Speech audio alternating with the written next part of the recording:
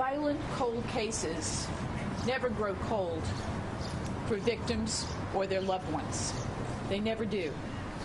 In fact, most of them spend their lives feverishly seeking answers and desperately hoping for justice.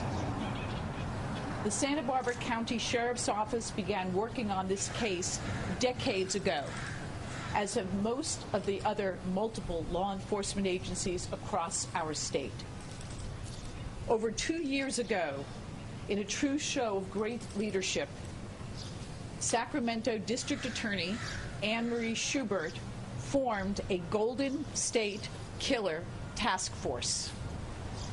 She then invited prosecutors and law enforcement agents from across the state to join forces in an effort to seek justice for all of his alleged victims.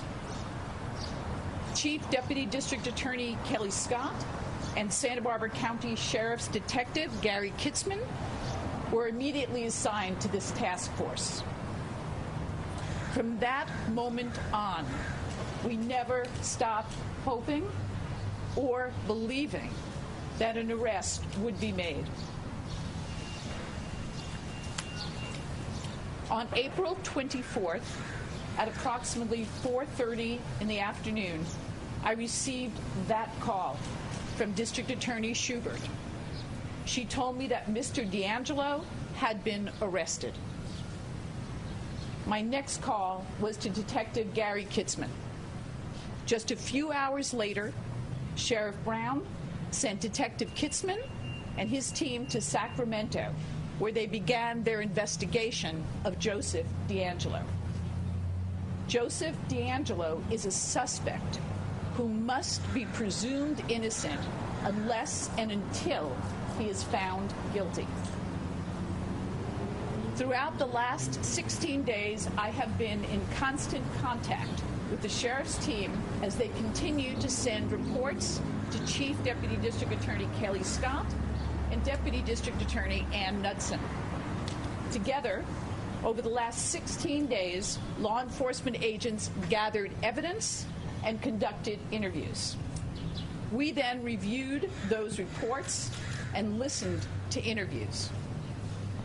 As a result of this process, I have decided to file 4 counts of first-degree murder with special circumstances against Joseph James DeAngelo. Each of the 4 counts carries multiple allegations.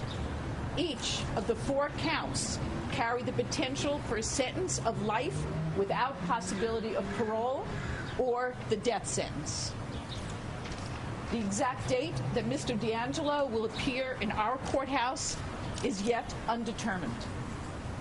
Mr. DeAngelo is presently in custody in Sacramento. Ventura, as well as Orange County, also have warrants out for his arrest for murder. I will be meeting with the other district attorneys in my office tomorrow morning to discuss this issue. This has been an ongoing discussion that all the district attorneys have been having, one that will not be decided tomorrow. Therefore, Mr. DeAngelo will remain in custody in Sacramento, and we will not be making any further comments either today or tomorrow. I will now open this press conference, but please, no, I cannot, no, I will not discuss any of the facts or the evidence for any allegations made against Mr. DeAngelo anywhere in the state of California. What happened to the 1979 October attempted homicide case that's seen linked to DeAngelo? I understand what you're asking, and I will not be answering that question at this time. Can you say when these 4 people died? Well, yes. Well, first of all, there's going to be a copy of the complaint, and it's going to be on our website. I have it here. And on October 27th, 1981, that's charged in count 1 and count 2. Those are the murders of Sherry Domingo and Mr. Sanchez, Mr. Greg Sanchez. Then, on or about December 30th, 1979, that's for the murder of Dr. Manning and Dr. Offerman. Joyce, Yes. you're a career prosecutor. You're from this community. You've been here a long time. I have. Many people have heard the stories about the original Night Stalker, the terror, the sinister nature of all this. Characterize your mood for us in that it is seeming that this man has been caught.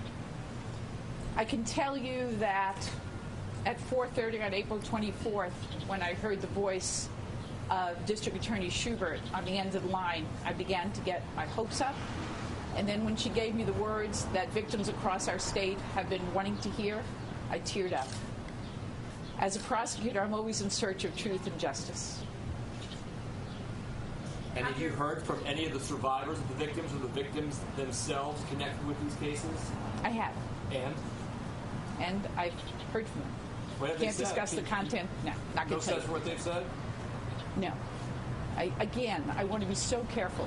I want that presumption of innocence to stay with Mr. DeAngelo, and I in no way want to affect a potential jury in this community.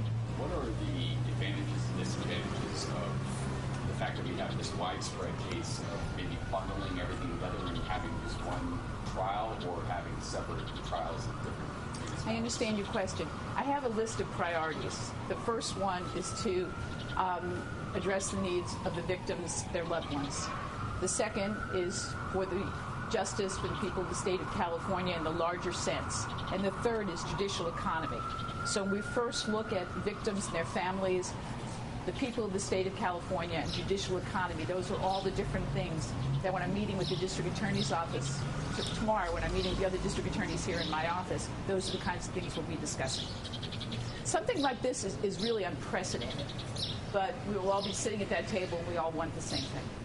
Have these 4 murders always been on this case, been looking for this particular witness? I'm sorry, say it again? Have these 4 murders that you're prosecuting, are they been a part of this particular investigation since their murder? Yes.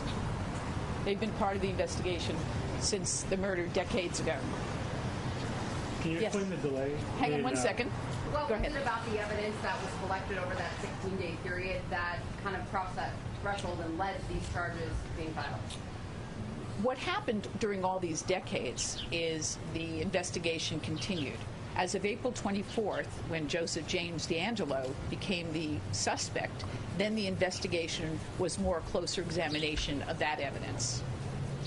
Yes, and then you're next. Right now, are you also investigating if he could have been connected to other crimes in the area, such as the Cordova car burglaries? The Sheriff's Department in Santa Barbara, as well as Sheriff's Departments across the state, as well as the FBI, everyone has gotten the word out about wanting to collect whatever evidence they had, hear about any other witnesses, hear about any other cases. Because as you've all reported, there are now 12 potential murders, 45 rapes, burglaries. So we know that there are allegations of him being prolific. Now it's a matter of finding out if we know about everything, and then really finding out about the details of each one of those and how they come up to grips. Can you explain why your charges came about 2 weeks after Ventura, Orange County, and Sacramento County? I think every district attorney has their own personality, and I think they have their own evidence. I was being very methodical, as I'm sure they were too, but I was looking very carefully at the evidence that we had and the evidence as it was coming in and listening to interviews. And I knew that I wouldn't file charges until I believed, as in all the cases we filed in the Santa Barbara District Attorney's Office, that we can prove the charges to the standard of beyond reasonable doubt with admissible evidence. As soon as I got to that point, I made a determination to file these charges. What put you to that point? The evidence. You're really not going to ask me what evidence, are you?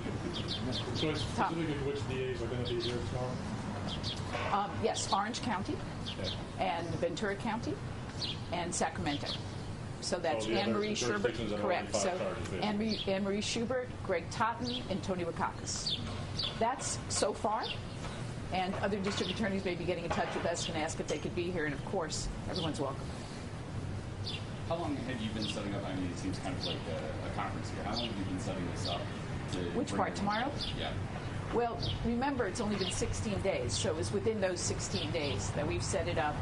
And I think it's been, the 25th of April, after I first found out about that, I began to reaching out to the various district attorneys and asking for that meeting and asking if they were all willing to come to Santa Barbara. So are you kind of the mediator here? I'm the host. Anything else? It may be too early, but can you discuss possible venues for a trial? Sure. Santa Barbara, Orange County, Ventura, Sacramento, and those are the ones we know so far.